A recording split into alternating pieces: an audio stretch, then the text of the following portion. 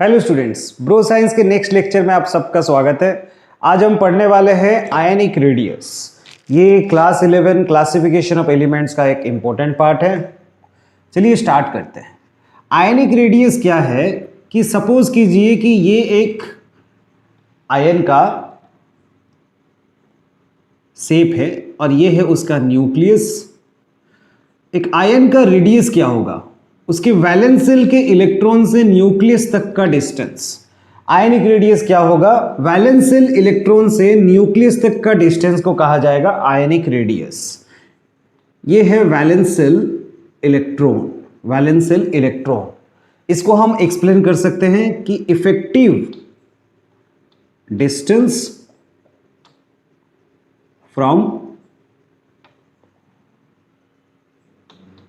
Valence shell electron to nucleus. Valence shell electron to nucleus. अब यहां पर ionic radius के बारे में तो हमारा क्लियर हो गया। अब नेक्स्ट पॉइंट कि ये आयनिक रेडियस कौन से आयन के केस में मेजर हो सकता है, किस टाइप के आयन के केस में मेजर हो सकता है और इसको कैसे मेजर किया जाता है। अच्छा, आयनिक रेडियस को डिटरमाइन करने के लिए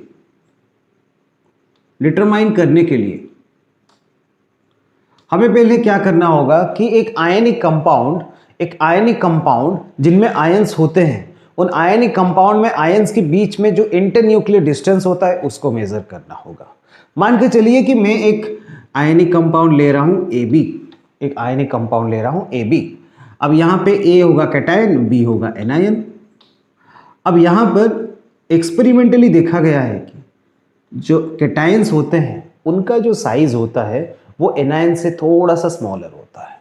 एक्सपेरिमेंटली देखा गया है कि जो कैटायंस का साइज होता है वो एनायन के साइज से थोड़ा सा स्मॉलर होता है।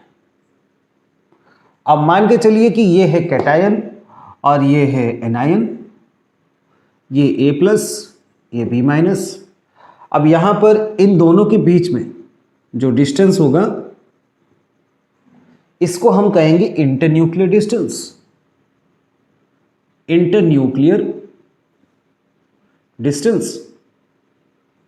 अब यहां पे कैटायन एंड एनायन के बीच के जो डिस्टेंस होगा उसको इंटरन्यूक्लियर डिस्टेंस कहेंगे और इसी इंटरन्यूक्लियर डिस्टेंस को यूज करके हम आयनिक रेडियस पता कर सकते हैं कोई भी एक आयन का। लेकिन यहां पे कंडीशन यह होता है कि हमें एटलीस्ट कोई एक आयन का इंफॉर्मेशन हमको मिलना चाहिए। एटलीस्ट हमें कोई एक आयन का रेडियस हमें पहले से पता होना चाहिए। तो एक्सपेरिमेंटली जो इंटरन्यूक्लियर डिस्टेंस मेजर किया जाएगा उसके बाद भी कोई एक आयन का रेडियस हमें एटलीस्ट चाहिए, चाहे वो कैटायन हो या एनायन, लेकिन वो एक्सपेरिमेंटली ही मेजर किया जा सकता है। और एक्सपेरिमेंटली पाउलिंग्स मेथड को मोस्टली यूज्ड मेथड कहा जाता है। मतलब पाउलिंग्स मेथड को यूज करके हम कोई भी एक कैटायन या एनायन का एक्सपेरिमेंटली रेडियस डिटरमाइन कर सकते हैं।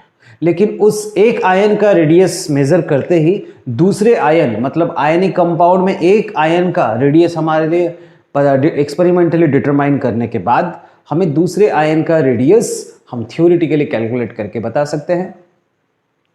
अच्छा, हम यहां पर अभी एक एग्जांपल ले जाएंगे NaCl का।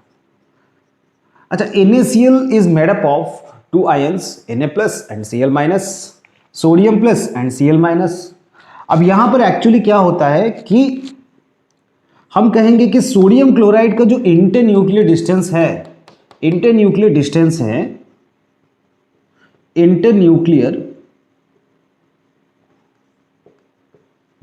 है दैट इज इक्वल टू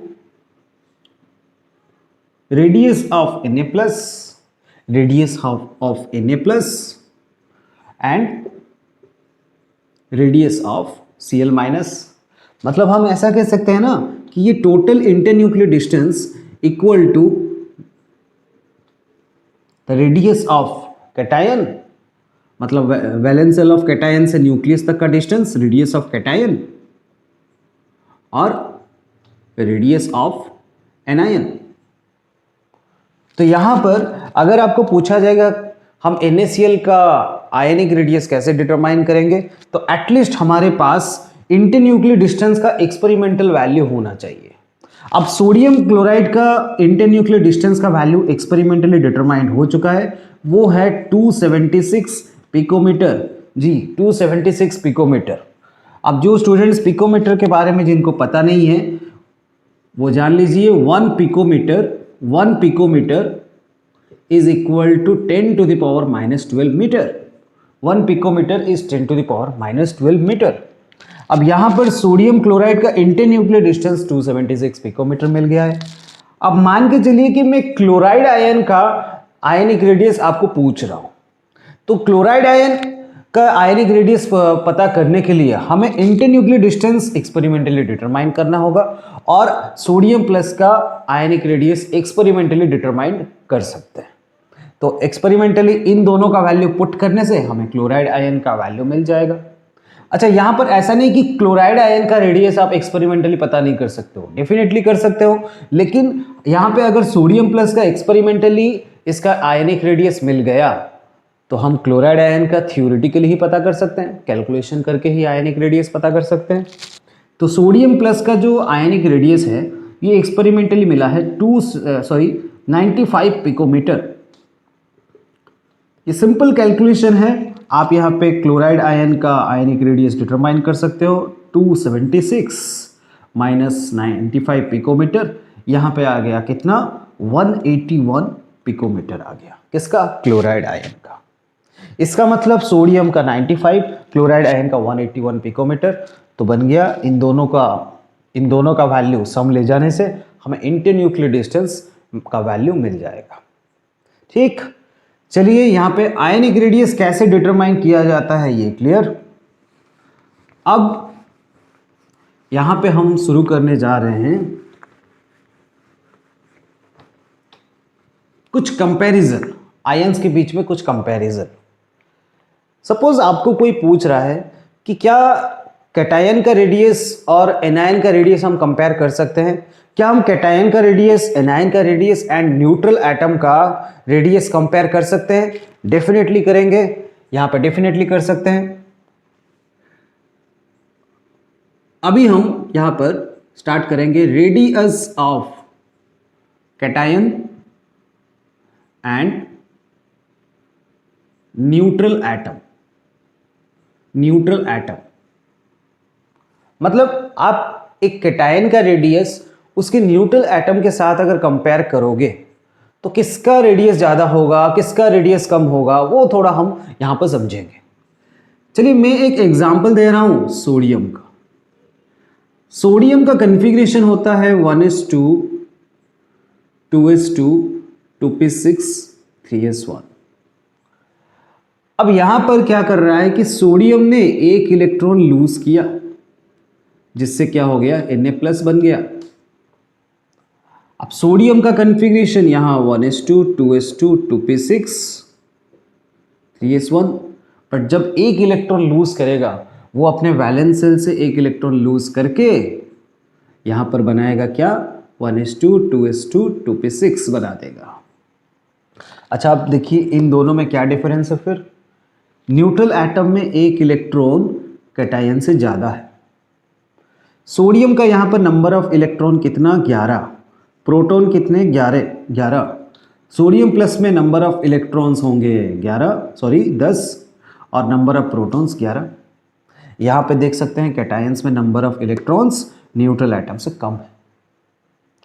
अब अगर कोई पूछेगा कि इन दोनों में से आयनिक साइज किसका ज़्यादा होगा, किसका कम होगा, यहाँ पे हम इजीली समझ सकते हैं क्योंकि यहाँ पे सोडियम का 11 प्रोटॉन है और 11 इलेक्ट्रॉन्स हैं, तो इसका जो साइज होगा ये सोडियम प्लस के कंपैरिजन में थोड़ा सा ज़्यादा होगा, थोड़ा सा आयनिक साइज इसका ज़्यादा होगा। चलिए हम इसको अभी समझेंगे, इसको नोट कर लेंगे। चलिए अच्छा,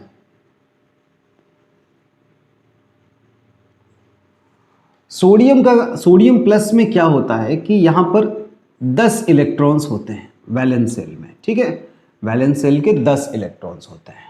और यहाँ पर जो वैलेंस सेल होता है वो सेकेंड सेल होता है, सेकेंड सेल होता है कौन से फॉर्म में, वैलेंस सेल के फॉर्म में।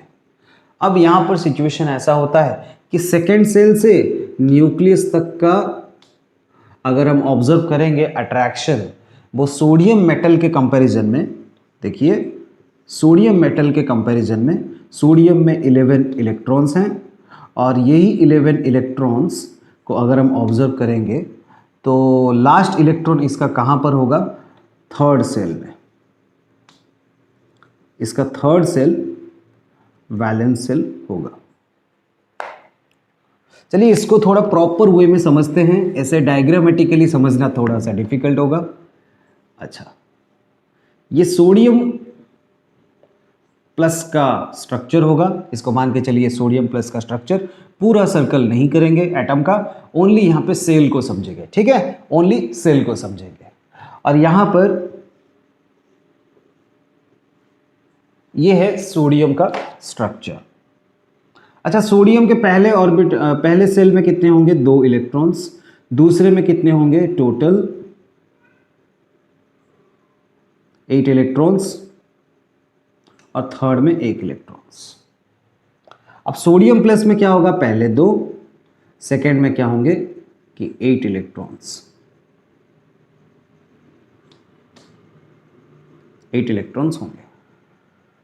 अच्छा, यहां पर आप क्लियरली देख सकते हो कि एक तो सोडियम का थर्ड सेल में इलेक्ट्रॉन है, वैलेंशियल इलेक्ट्रॉन, और थर्ड सेल वैलेंशियल है, जिसकी वजह से न्यूक्लियस से थर्ड सेल का जो डिस्टेंस है यहाँ पर थोड़ा सा लार्जर है। जबकि सोडियम प्लस में क्या होगा कि न्यूक्लियस से सेकेंड सेल जो कि वैलेंशियल बन चुका है, सेकेंड सेल से डिस्टेंस थोड़ा सा कम है। तो एक तो आप वैलेंशियल को लेकर आप इजीली कंपेयर कर सकते हो, सोडियम के थर्ड सेल से न्यूक्लियस का डिस्टेंस थोड़ा ज़्यादा है, इसलिए एटॉमिक साइज थोड़ा सा लार्जर होगा। सोडियम प्लस का सेकेंड सेल से न्यूक्लियस तक का डिस्टेंस कम होता है, क्योंकि सेल बढ़ता जाता है, वैलेंस सेल बढ़ता जाता है तो एटॉमिक साइज भी बढ़ता जाता है, वैलेंस सेल घटता जाता है तो एटॉमिक साइज भी घटता जाता है। तो यहाँ पर सेकेंड सेल से न्यूक्लियस का डिस्टेंस कम है, इसलिए आयनिक साइज यहाँ पे Na+ के केस में थोड़ा सा कम होगा। हम बताएंगे कि size of Na+ is smaller than Na। अच्छा, यहाँ पे और एक फैक्टर भी रोल प्ले करता है, और वो है इफेक्टिव न्यूक्लियर चार्ज। चलिए इसको समझते हैं।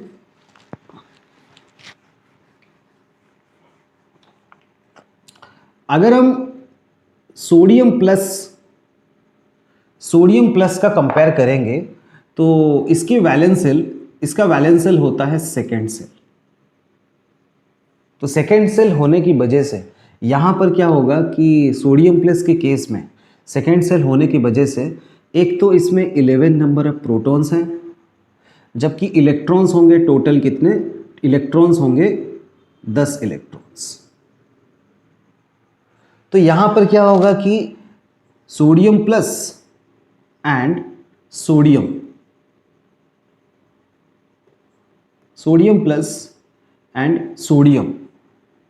दोनों का ही क्या होगा कि नंबर ऑफ प्रोटॉन्स सेम होगा। इसका भी, सोडियम का भी 10 प्रोटॉन एंड सोडियम प्लस का भी 10 प्रोटॉन।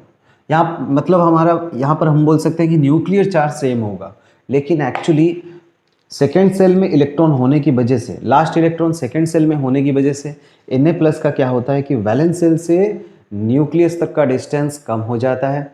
इससे क्या होगा कि वैलेंस सेल के इलेक्ट्रॉन न्यूक्लियस के स्ट्रॉन्ग इन्फ्लुएंस में आते हैं। वैलेंस सेल एंड न्यूक्लियस का डिस्टेंस Na+ के केस में कम होने की वजह से वैलेंस सेल के इलेक्ट्रॉन न्यूक्लियस के स्ट्रॉन्ग इन्फ्लुएंस में आते हैं, जबकि सोडियम में थर्ड सेल वैलेंस सेल होने की वजह से न्यूक्लियस से थर्ड सेल का डिस्टेंस ज़्यादा होता है। इसलिए यहाँ पर क्या होगा कि इलेक्ट्रॉन्स, वैलेंस सेल के इलेक्ट्रॉन उतना स्ट्रांगली न्यूक्लियस के कांटेक्ट में नहीं आ पाएंगे जितनी स्ट्रांगली Na+ के कांटेक्ट में आ रहे थे। इसीलिए यहाँ पर क्या होगा कि इफेक्टिव न्यूक्लियर चार्ज मोर होगा, और यहां पर इफेक्टिव न्यूक्लियर चार्ज लेस होगा। हम यहां पर कहेंगे कि इफेक्टिव न्यूक्लियर चार्ज Na+ का ज़्यादा होता है, मतलब वैलेंस सेल से न्यूक्लियस का डिस्टेंस कम होने की वजह से वैलेंस सेल के इलेक्ट्रॉन न्यूक्लियस से ज़्यादा फोर्सेस ऑफ अट्रैक्शन एक्सपीरियंस करते हैं। इसीलिए इफेक्टिव न्यूक्लियर चार्ज Na+ का सोडियम के कंपैरिजन में, मतलब अपने पेरेंट न्यूट्रल एटम के कंपैरिजन में ज़्यादा होता है। इसीलिए size of Na+ always smaller than size of Na। क्यों? क्योंकि effective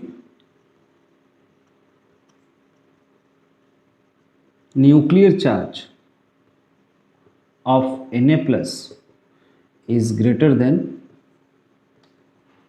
effective nuclear charge of Na। अब जो स्टूडेंट्स इफेक्टिव न्यूक्लियर चार्ज के बारे में नहीं पढ़े हैं, थोड़ा सा मैं ब्रीफली बता देता हूं कि वैलेंस सेल के इलेक्ट्रॉन्स जब न्यूक्लियस से forces of attraction, remaining forces of attraction experience करते हैं, उसको इफेक्टिव न्यूक्लियर चार्ज कहा जाता है। क्योंकि न्यूक्लियस के सबसे पहले क्या होता है, फर्स्ट सेल आता है, उसके बाद वैलेंस सेल बाद में आता है। इसलिए न्यूक्लियस से पहले फोर्सेस ऑफ अट्रैक्शन एक्सपीरियंस करते हैं फर्स्ट सेल, सेकंड सेल या कोई भी सेल हो सकता है। वैलेंस सेल आखिर में होता है, इसलिए वो सबसे बाद में, सभी सेल के बाद वही न्यूक्लियस से फोर्सेस ऑफ अट्रैक्शन एक्सपीरियंस करता है। इसलिए बाकी सब सेल के कंपैरिजन में वैलेंस सेल के इलेक्ट्रॉन न्यूक्लियस से थोड़ा कम फोर्सेस ऑफ अट्रैक्शन एक्सपीरियंस करते हैं, और जो भी बचा कुचा फोर्सेस ऑफ अट्रैक्शन न्यूक्लियस से एक्सपीरियंस करते हैं उसी को इफेक्टिव न्यूक्लियर चार्ज कहते हैं। अच्छा, जो इफेक्टिव न्यूक्लियर चार्ज यहाँ पर समझ गए हैं तो ठीक, अगर नहीं भी समझे हैं तो भी आप previous lecture of atomic size lecture में आप इजीली जाकर देख सकते हैं, स्टडी कर सकते हैं। यहाँ पे अभी बस आप इतना समझ लीजिए कि वैलेंस सेल से न्यूक्लियस का डिस्टेंस कम होने की वजह से Na+ का इफेक्टिव न्यूक्लियर चार्ज बढ़ गया, मतलब Na+ के वैलेंस सेल इलेक्ट्रॉन न्यूक्लियस से ज़्यादा फोर्सेस ऑफ अट्रैक्शन एक्सपीरियंस कर लेते हैं।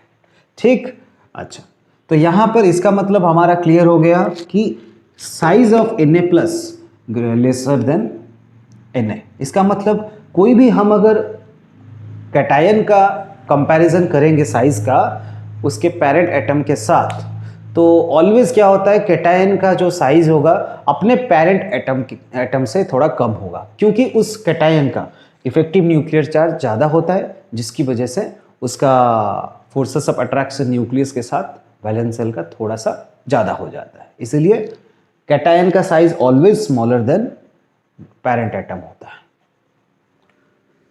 चलिए अब नेक्स्ट शुरू करते हैं क्या, रेडियस ऑफ एनायन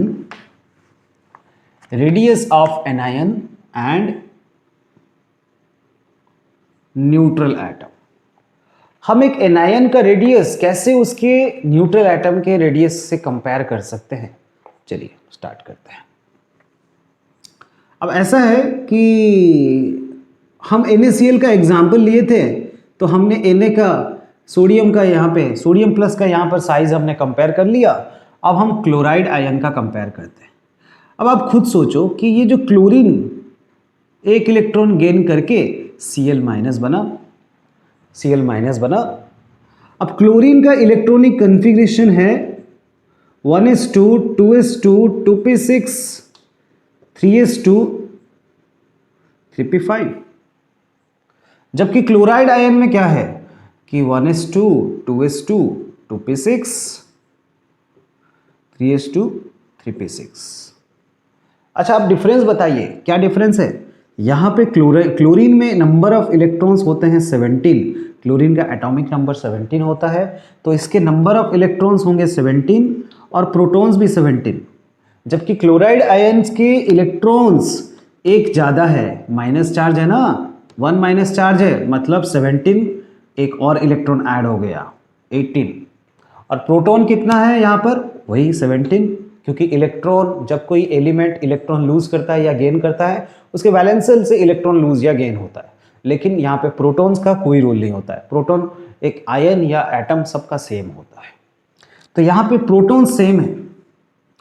अब ऐसा है कि क्लोराइड आयन का जो साइज होगा वो अपने न्यूट्रल यानी कि क्लोरीन एटम के कंपैरिजन में थोड़ा सा लार्जर होगा, उसको अभी हम समझते हैं।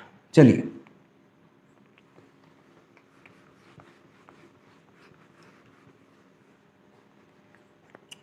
अच्छा, अब ये है क्लोराइड आयन, इसका ये है न्यूक्लियस और ये first shell, second shell, third shell. अच्छा, यहां पर टोटल क्लोराइड आयन में थर्ड सेल में 3s2 और 3p5 आ गया। क्लोराइड आयन में 3p5 था, 3s2 3p5, लेकिन और एक इलेक्ट्रॉन इसमें ऐड हो गया है।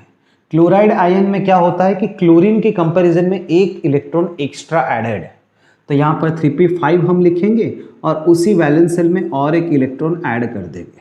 इसका मतलब टोटल कितने इलेक्ट्रॉन, 2 + 5 + 1 8, तो टोटल 8 इलेक्ट्रॉन है। यहाँ पर 8 इलेक्ट्रॉन है, 8 इलेक्ट्रॉन है, लेकिन यहाँ पर नंबर ऑफ प्रोटॉन्स कितने हैं, 17। हम बताएंगे कि न्यूक्लियर चार्ज को यहाँ पर 17p लिखेंगे। p यहाँ पर हम प्रोटॉन बिहाफ लिख रहे हैं, तो न्यूक्लियर का चार्ज हम लिखेंगे 17p। अच्छा, क्लोरीन का अगर हम कंपेयर करेंगे तो न्यूक्लियस और ये फर्स्ट सेल, सेकंड सेल और थर्ड सेल, क्लोरीन का जो वैलेंस सेल कन्फिग्रेशन होता है 3s2 3p5 होता है, मतलब 2 + 5 7 इलेक्ट्रॉन टोटल हो रहे हैं, तो हम यहाँ पर लिखेंगे 7 इलेक्ट्रॉन और उसमें 17p, मतलब प्रोटॉन्स वही 17p है।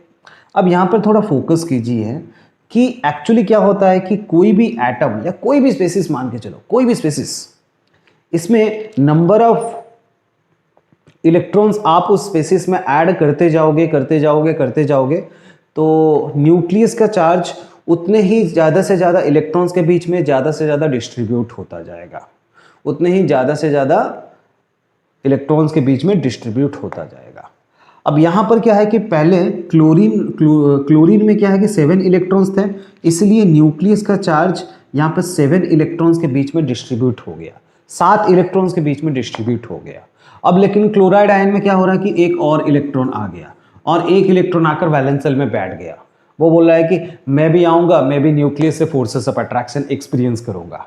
एक और इलेक्ट्रॉन यहाँ पे क्लोराइड आयन में आ गया, वो भी बोल रहा है मैं भी तुम लोग के जैसे मैं भी यहाँ पर वैलेंस सेल में ऐड होऊंगा और न्यूक्लियस से फोर्सेस ऑफ अट्रैक्शन एक्सपीरियंस करूंगा। लेकिन न्यूक्लियस का तो उतना ही चार्ज है पहले जितना था। अरे इलेक्ट्रॉन यहाँ पे ऐड हो रहे हैं क्लोराइड आयन में, लेकिन प्रोटॉन्स तो उतने ही है ना, 17 प्रोटॉन। तो यहाँ पर क्या होगा कि न्यूक्लियर का चार्ज उतना ही होगा जितना न्यूट्रल एटम में था, लेकिन यहाँ इलेक्ट्रॉन बस ऐड हो गए। इलेक्ट्रॉन ऐड होने से यहाँ पर प्रॉब्लम ये होगा कि धीरे धीरे इलेक्ट्रॉन अगर ऐड होते जाएंगे तो न्यूक्लियस उन ज़्यादा से ज़्यादा इलेक्ट्रॉन्स के बीच में अपने चार्ज को क्या करेगा, डिस्ट्रीब्यूट करता जाएगा, डिस्ट्रीब्यूट करता जाएगा। तो यहाँ पर हम बताएंगे कि जैसे जैसे इलेक्ट्रॉन ऐड होते जाएंगे तो वहाँ पर क्या होगा, न्यूक्लियस का चार्ज उतना ही ज़्यादा से ज़्यादा डिस्ट्रीब्यूट हो जाएगा। अच्छा, ज़्यादा से ज़्यादा डिस्ट्रीब्यूट होगा तो यहाँ पर ईच इलेक्ट्रॉन्स के कॉन्टैक्ट में कम इफेक्टिव न्यूक्लियर चार्ज आएगा, मतलब न्यूक्लियस का valence forces of attraction in valence shell के इलेक्ट्रॉन्स के इन्फ्लुएंस में कम से कम आएगा। यहाँ पर जो 8 इलेक्ट्रॉन आप देख रहे हो, इनमें से एवरी इलेक्ट्रॉन न्यूक्लियस से कम फोर्सेस ऑफ अट्रैक्शन एक्सपीरियंस करेंगे। अच्छा, इसका एक सिंपल सा एग्जाम्पल हम दे सकते हैं। चलिए मान लीजिए कि आप एक पिज़्ज़ा लाए, उस पिज़्ज़ा को 2 पर्सन के बीच में डिस्ट्रीब्यूट किए, उस पिज़्ज़ा को आपने इक्वल हाफ में डिवाइड कर दिया 2 पार्ट में, तो ईच पर्सन के कांटेक्ट में आया कितना, हाफ पिज़्ज़ा, मतलब 50% पिज़्ज़ा आ गया। लेकिन अब इमेजिन करो कि आप एक आप एक पिज़्ज़ा लाए, उसको 4 डिफरेंट पार्ट में डिवाइड किया और 4 पर्सन के बीच में डिवाइड किया। क्योंकि मान लीजिए कि आप एक पिज़्ज़ा, आप 2 पर्सन, आप और आपके दोस्त खा रहे थे, तभी और 2 आदमी आ गए पिज़्ज़ा के लिए, तो अब टोटल आप और आपके दोस्त और बाकी और 2 आदमी आ गए, टोटल मिला के 4। तो 4 आदमियों के बीच में पिज़्ज़ा को डिस्ट्रीब्यूट करोगे तो ईच पर्सन के लिए कितना आएगा, 1/4। अच्छा, पिज़्ज़ा तो अभी वही एक ही है, लेकिन आदमी अभी बढ़ रहे हैं। पिज़्ज़ा तो पहले देखो एक ही था, अभी एक है, लेकिन आदमी बढ़ रहे हैं। जैसे जैसे आदमी बढ़ेंगे तो उस पिज़्ज़ा को अगर हम डिस्ट्रीब्यूट करेंगे, ईच आदमी के कांटेक्ट में धीरे धीरे कम से कम पिज़्ज़ा आएगा। पहले 2 आदमी थे तो ईच पर्सन के बीच में यहाँ पर पिज़्ज़ा ज़्यादा था, हाफ पिज़्ज़ा था, लेकिन जैसे जैसे आदमी बढ़ेंगे तो यहाँ पर ईच पर्सन के बीच में पिज़्ज़ा का कंट्रीब्यूशन कम होता जाएगा। यहाँ पर 1/4, फिर अगर 6 आदमी आ जाएंगे तो 1/6, 8 आदमी आ जाएंगे तो ईच पर्सन के बीच में 1/8 पार्ट आएगा। तो उसी तरह से क्या होगा कि कोई भी स्पेसिस में इलेक्ट्रॉन ऐड होता जाएगा तो यहाँ पर क्या होगा, न्यूक्लियस का चार्ज उन इलेक्ट्रॉन्स के बीच में जब डिस्ट्रीब्यूट होगा तो each and every electrons nucleus से जो फोर्सेस ऑफ अट्रैक्शन एक्सपीरियंस करेगा वो धीरे धीरे कम होने लगेगा। मतलब यहाँ पर देखो न्यूट्रल एटम में ये 7 इलेक्ट्रॉन जब क्लोरीन के number of protons nuclear charge के कांटेक्ट में आएंगे या 17 नंबर ऑफ प्रोटॉन्स के कांटेक्ट में आएंगे तो ये सातों इलेक्ट्रॉन्स में से एवरी इलेक्ट्रॉन्स ज़्यादा से ज़्यादा न्यूक्लियर चार्ज एक्सपीरियंस करेंगे।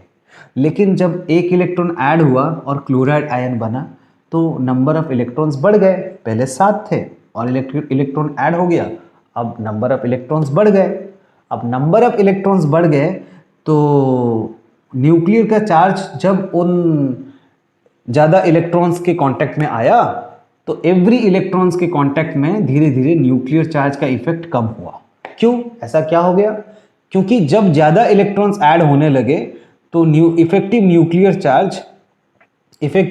चार्ज उन सब इलेक्ट्रॉन्स में डिस्ट्रीब्यूट हो गया, जिससे ईच इलेक्ट्रॉन के हिस्से में कम से कम न्यूक्लियर चार्ज आया। इसका मतलब हम बताएंगे कि यहाँ पर ओनली 7 इलेक्ट्रॉन है तो ईच इलेक्ट्रॉन्स 7 में से एवरी इलेक्ट्रॉन्स न्यूक्लियर चार्ज के कांटेक्ट में ज़्यादा से ज़्यादा आ रहे हैं, इसलिए यहाँ पर फोर्सेस ऑफ अट्रैक्शन ज़्यादा स्ट्रॉन्गर एक्सपीरियंस कर रहे हैं। More stronger forces of attraction. लेकिन यहाँ पर क्लोराइड आयन में इलेक्ट्रॉन एडेड है, ज़्यादा इलेक्ट्रॉन्स हैं न्यूट्रल एटम से, इसलिए ये न्यूक्लियस से जो फोर्सेस ऑफ अट्रैक्शन एक्सपीरियंस कर रहा है इन 8 इलेक्ट्रॉन में जब डिस्ट्रीब्यूट होगा तो ईच इलेक्ट्रॉन के हिस्से में यहाँ पे कम से कम फोर्सेस ऑफ अट्रैक्शन होगा। इसलिए यहाँ पर हम लिखेंगे लेस फोर्सेस ऑफ अट्रैक्शन। अब फोर्सेस ऑफ अट्रैक्शन लेस होने की वजह से यहाँ पर हम ऐसे भी बता सकते हैं इफेक्टिव न्यूक्लियर चार्ज लेस, और यहां पर बताएंगे इफेक्टिव न्यूक्लियर चार्ज मोर।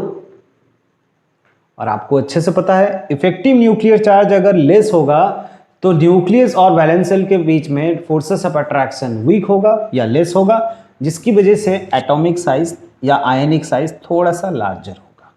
जबकि यहां पर पेरेंट न्यूट्रल एटम में देखिए स्ट्रॉन्गर फोर्सेस ऑफ अट्रैक्शन होने की वजह से इफेक्टिव न्यूक्लियर चार्ज ज़्यादा है, इसीलिए इफेक्टिव न्यूक्लियर चार्ज ज़्यादा होने की वजह से यहाँ पे जो साइज होगा क्लोरीन एटम का ये क्लोराइड आयन के कंपैरिजन में थोड़ा सा छोटा होगा। इसीलिए हम बताएंगे यहाँ पर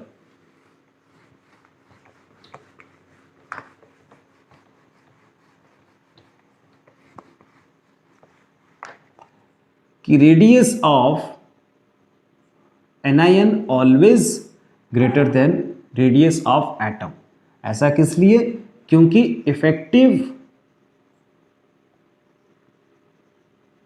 nuclear charge of anion always smaller than effective nuclear charge of atom. आशा है आप सबका ये क्लियर हो गया होगा। आप अपना जो भी क्वेश्चंस क्वेरीज होगा वो आप यूट्यूब के कमेंट सेक्शन में आप इजीली पूछ लीजिएगा। आपका नेक्स्ट लेक्चर आप क्या चाहते हैं आप प्लीज़ कमेंट सेक्शन में रिव्यू दीजिएगा और बोलिएगा। धन्यवाद।